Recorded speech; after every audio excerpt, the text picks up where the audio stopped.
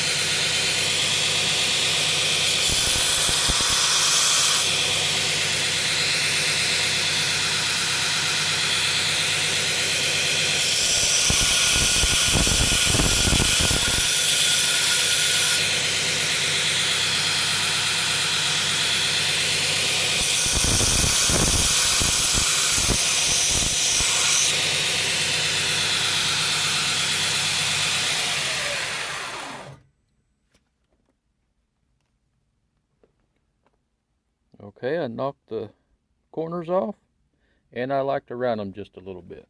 I'm now going to switch to a fresher 36 grit belt. I've used this one a couple times, but it still cuts rather well.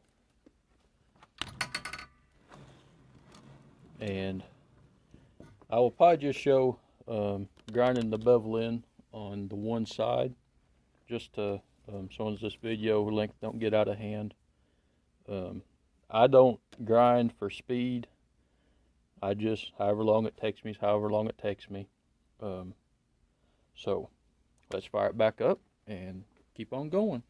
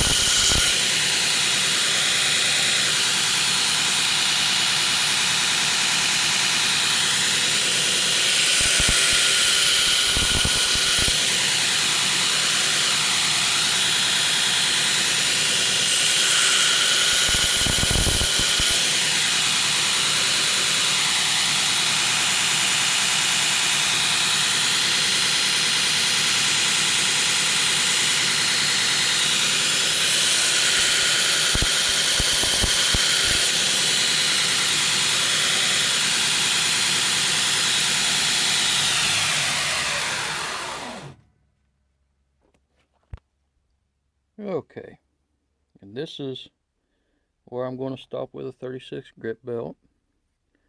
As you can see, I didn't quite bring the bevel all the way to the tip. I will do that as I progress through the grits. Otherwise, I will take away some of that swedge. But that's how it looks when I grind my initial bevel. I will go ahead and finish this out up to a 400 grit belt finish, and I will show you the results when I'm done. Well, I'm done on the belt grinder now. I got everything up to a what I call a dirty 400 grit belt finish. All I did was just make sure to have all the previous belt scratches out, so things ain't 100% uniform as far as the belt scratches. But for me, that doesn't matter because I'm going to be hand sanding next. So another thing I want to point out is sometime back I had another maker mention this to me, and that is to do your best to make your plunge line come down even with the back side of your sharpening notch. It makes a nice, clean, straight plunge line all the way down. If you don't quite get all the way even, you end up with a little dog leg, and that's an eye catcher because that interrupts a clean line all the way to the bottom. I managed to do quite well on this one. I'm pleased with it. If you noticed, I don't use any file guides. I didn't do any scribe lines other than my cutting edge. So everything side to side is all by eye, and getting that even to the back side of the sharpening notch, that's by eye as well. So that's why when it comes to grinding my bevels, I don't get in a horse race. I slow down, take my time, and do my best to make sure I'm getting everything ground in to the best of my ability.